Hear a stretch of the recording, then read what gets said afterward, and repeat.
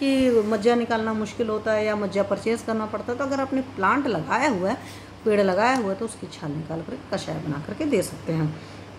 अब कई बार होता है छिलके सहित कच्चा फल पीस करके क्या करना होता है, उसका थेरेपेटिक यूज़ है, मतलब कि दवा में कैसे काम करते हैं। तो छिलके सहित कच्चा फल पीस करके आमाशय और गले की शिथिलता होती है, मतलब यूट्रस और करिए स्टमक में फ्लेक्सिबिलिटी भी आ जाती है, मतलब उतना तरीके से उसका कह सकते हो कि मूवमेंट नहीं रह जाती। जो आमाशय की पावर है, जो स्टमक या कोई भी बॉडी का ऑर्गन है ना, उसके अंदर एक कॉन्ट्रैक्शन और रिलैक्सेशन की पावर होती है। वो प्रॉपरली कॉन्ट्रैक्ट और रिलैक्स नहीं करेगा, क्योंकि जब प्रॉपरली कॉन्ट्रैक्ट और रिलैक्स करेगा तभी डाइजेशन वगैरह जो भी प्रोसीजर्स हैं अच्छे से हो पाते हैं। बॉडी के हर पार्ट्स में यही हालचाल होता है, क्योंकि सारे ऑल आर मस्कुलर स्ट्रक्चर, तो हर मसल्स में एक ही फंक्शन है, कॉन्ट्रैक्शन एंड रिलैक्सेशन। और फिर जहाँ पर जो चीज़ें होती हैं ना, उसके हिसाब से और क्वालिटीज़ भी आती हैं, वहाँ पर और जूसेस सीक्रेट हो रहे हैं। या आप सिंपल से कह लो कि अगर आमाशय शिथिल हो जाएगा तो आपकी डाइजेस्टिव फायर लो हो जाएगी। तो उन सारे केसेस में कच्चे आम को छिलके सहित पीस करके देते हैं।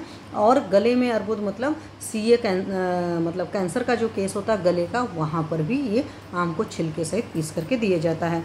और एक बार मैं आप लोग से सेशन में शेयर किया था कि कच्चे आम का पना वगैरह शरबत वगैरह बनाते हैं जो लू में देते हैं, तो आपको पता ही है। उसमें आम को तो उबालते थे, उबाल करके तो कुछ लोग तो उसको भूनते हैं, भून करके उसको छीलते हैं, छीलने के बाद में निकाल लिया है। निकालने के बाद उसमें नमक भी पड़ा है, उसमें चीनी भी पड़ी है, उसमें पुदीना भी पड़ा है।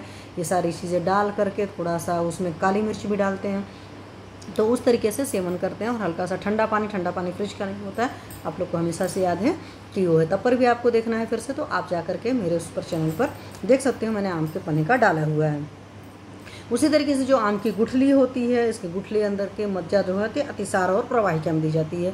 तो जहाँ पर भी क्योंकि मैंने आपको पहले ही बताया कि कषाय का रस होता है, तो कषाय रोकने का काम करता है। तो अतिसार और प्रवाहिका की जो भी कंडीशन होती है, प्रवाहिका मतलब जहाँ पर बार बार प्रवाहन लगाना पड़ता है या आँव थोड़ा थोड़ा निकलता रहता है, उन सारी कंडीशन में गुठली देते हैं। तो इसीलिए वो कहावत है ना, आम के आम गुठलियों के दाम। तो आम